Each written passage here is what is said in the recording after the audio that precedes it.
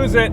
Welcome back, I'm Tedward, and today, thanks to Boston Motorsports in Brighton, Massachusetts, part of the McGovern Auto Group, we're driving a 2022 BMW M8 Competition Gran Coupe. It has 617 horsepower, which we like here in Boston because that's our area code, 617, from a 4.4-liter twin-scroll bi-turbo V8 that you'd be familiar with because it's the same engine used in the M5. And if you'll remember, we used an M5 competition to cannonball from New York to Los Angeles in 25 hours, 57 minutes. Would have been faster if there wasn't a hostage situation on the I-15, but you know what? You can't have everything. This, however, is a little different than the M5. It has a little more sex appeal, it's a little more swoopy and fun, and it's got a little more luxury for the passengers inside. It certainly looks the part from the outside, but BMW purists will never really accept this as an 8 Series because it's a Gran Coupe. They're not going to like that. But even with the Coupe, even with the two-door, you don't get the pillarless opening on the side of the car. And I think that was one of the really cool things about BMW in the 90s. It's automatically locking itself because I've walked away and it knows it's a hot commodity. Someone's going to want to steal it. But I know a lot of people just really aren't going to accept the 8 Series as more than a rebadged 6 Series. But today we're going to take it for a drive and find out if it has the chops. Does it really add up to something special? I do have to say though, this is a nice car. This is actually very well appointed. The layout, even in the rear seats, are beautiful. And you've got this quilted leather. You have M stitching on the seat belts to let you know that you're inside something special. But really, the quilted leather and the way this is appointed makes you feel more like you're in a Bentley, something a bit higher end. And I think the use of carbon fiber was really slick in this car because they didn't litter it all over the car. They put it in some strategic areas and it looks really good. Even when we pull down this armrest, there's like nice metallic clicks. Ready?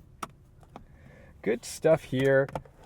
The cup holders, I mean, that's a clever little design. There's some funky stuff in here that really makes me appreciate modern BMW, despite some of my issues with their current marketing choices. The headliner is all Alcantara. I'm not going to put my grubby fingers on it because even my E39 M5 has an Alcantara headliner, and you don't want people touching that. For practicality, this really doesn't changed much from the M5. You've got maybe a different shape opening, but there's still plenty of room for things back here. So you're not making a huge concession when you go with an M8 versus an M5 competition. This rear bumper has a lot of fun shapes, and this monster quad tip exhaust, as iconic as it is for the M brand, man, these look really beefy. It is all-wheel drive, which means we have two 75s up front and two 85s in the rear. Not quite the monster stagger that we're used to from our old-school rear-wheel drive BMWs, but that's going to help this thing get off the line 0 to 60 in 3 seconds. And just like my E92 M3, we've got a carbon fiber roof. That's a lot of real estate actually up here, so that's pretty impressive. So let's hop in. Up front, it's pretty typical BMW M stuff if you're not used to it. If you forgot what you're driving, you can look down here. We have carbon fiber cover for the cup holders and some charging stuff and a cigarette lighter.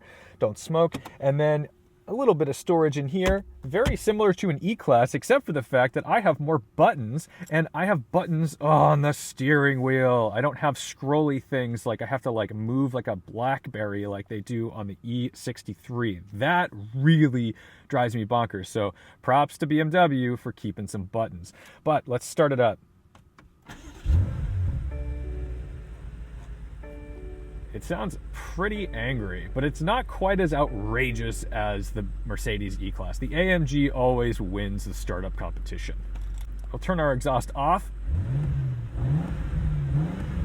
Nothing too outrageous. Turn it on, open up those valves.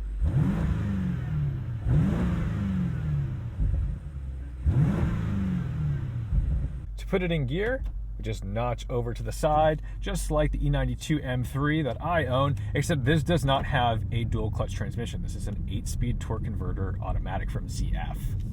Put it in M mode, it gives us 2 tachometers, and let's see, we'll beef up the shifts a bit. We're not going to do a launch control just because it's wet, cold, and sandy, so we're just going to roll into the throttle and see what she'll do.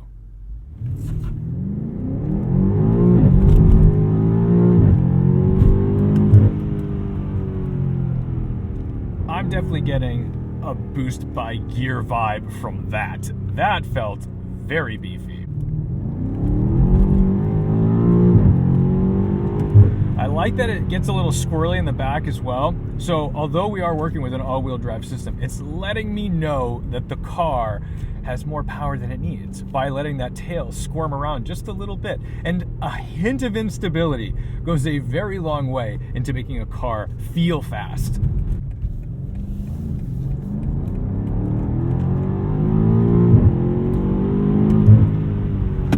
Definitely feeling some boost by gear.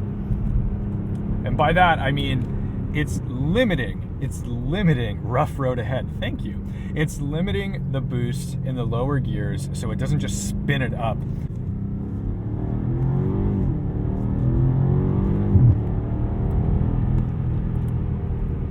I feel confident in the car. The suspension's a bit stiff.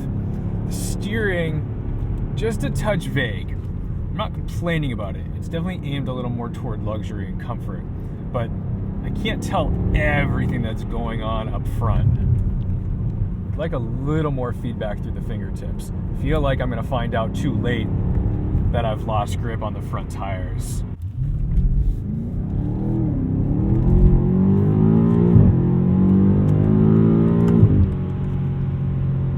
This gets up and goes quite nicely.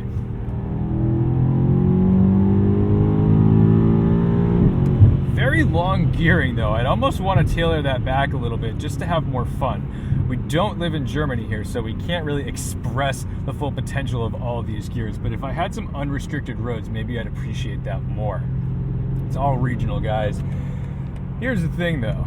While this engine is crazy potent, there's definitely some sort of old school lag to it. Not in a big way. I mean, seriously, we're dealing with twin scroll turbos. They're quite competent, but if I'm comparing it to the 4-liter in the Mercedes, I feel like there's just a little bit of a hint of a lack of throttle response in comparison.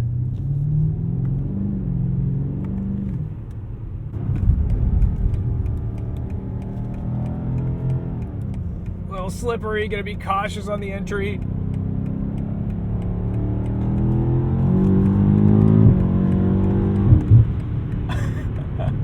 Some snaps and cracks from this exhaust, but not superfluous, not over the top, just enough to let you know that something fun is happening.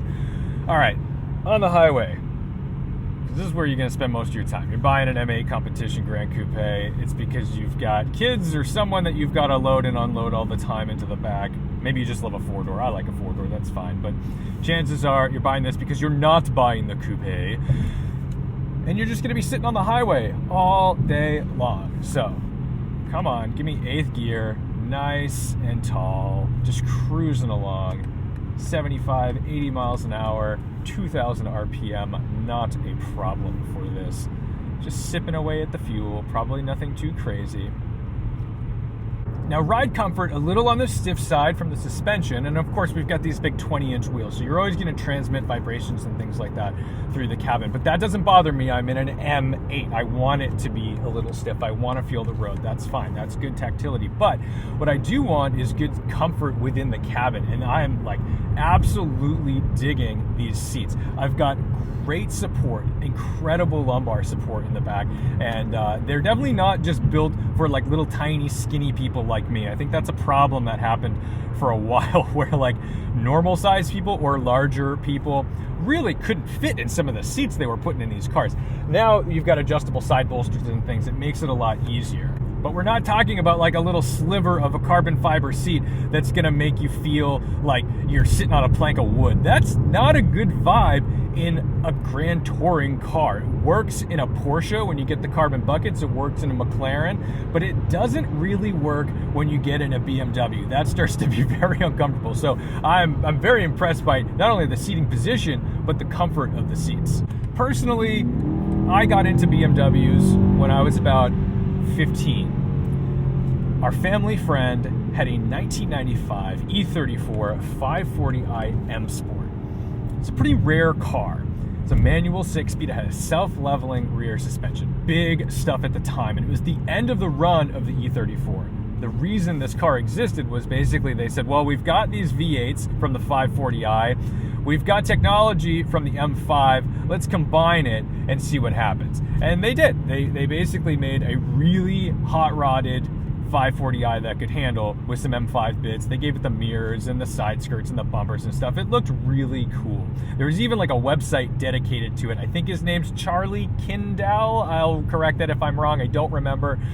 But you've got the 5-spoke throwing stars, all the goods. And the guy who owned it, look at this downshift. Jesus, you are really an animal trying to let me know. I get it. We're just coming to a stop. Everything's cool. But the thing was, the guy who owned it was like a crazy person. This guy, John, he's a madman. And he is the one who is responsible for my driving antics. He is the one who taught me that you could drive fast and safe and effectively let a car breathe by driving it briskly. He taught me good highway etiquette. He taught me good back road etiquette. And that was something I needed at the age of 15.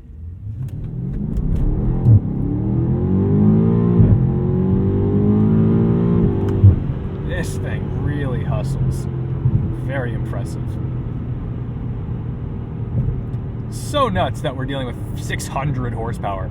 So that 540, I mean, that was 282, and it sounded good. It had a beefy V8. Those 540s sound fantastic. But my goodness, have we come a long way since then. And that's another thing, is that the marketing is really what's kind of killing BMW at this point from an enthusiast perspective. I mean, they still make phenomenal cars. You still go get yourself an M2, get yourself even a new M3, even though, my goodness, are they not very attractive. Maybe it'll grow on me. Maybe the teeth will settle out in my mind at some point. But you know, they're making dynamically capable cars, and we've got to give them that. So for that, I still feel like BMW has a secret sauce. They just got to figure themselves out a little bit and keep the heritage. All right, let's see what these brakes are like.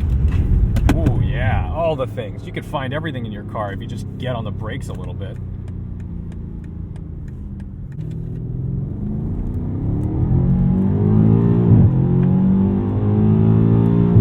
Gonna back off a little bit. It's slippery. It's nice to hear V8 exhaust reverberate off of the wall. I love exhaust reflection on a good highway. Yeah, this thing hustles. I don't know that it's out to go set any records though. Like the way it downshifts, the way it does what it does, the way it delivers power. It doesn't feel like it's in a hurry on the initial bite. Like you jump into it, it gives you the downshift. It's still a tall gear. But once you're up and go, I mean, this thing feels like it's just designed to go like 175 miles an hour and hang there. This could be a good cannonball car, which makes sense because we certainly made do with the M5.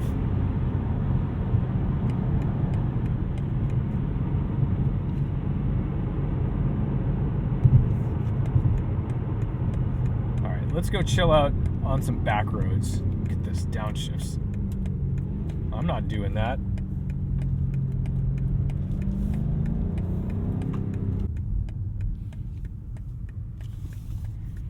You can drive through town. No one's really the wiser that something this brutal is cruising past them. It's somewhat understated, and that goes a long way.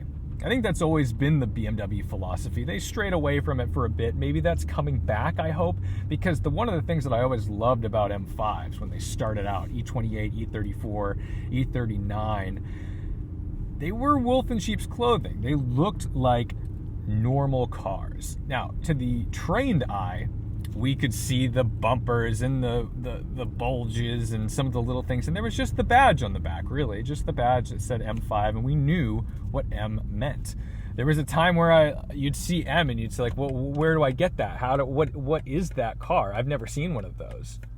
But then we went down this path of putting M badges everywhere, and everybody in the tuner community and the M community started putting those silly grills on their car where they put the M stripes on the grill, and people started wearing M jackets and clothing and shoes and gloves, and that's just, my goodness, it's like the antithesis. It was like wanting to be part of the club is not the club. But then BMW saw money. I mean, of course, there's going to be value in that. There's going to be sales when you amplify the brand. Ooh.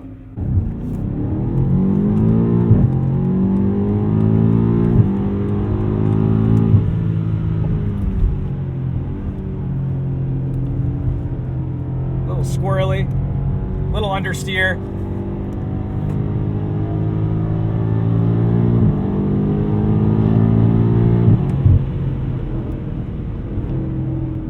Don't lose it.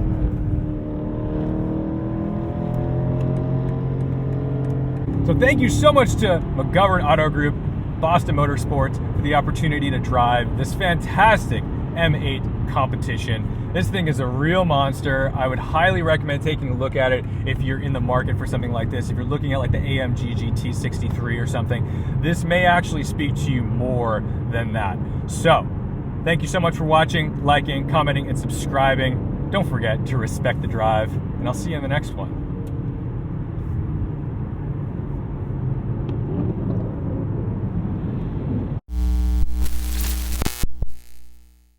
It's telling me on the heads-up display rough road, which is indicating to me that there's a speed bump. This is the first car I've ever been in that told me, hey dude, big old speed bump in the middle here.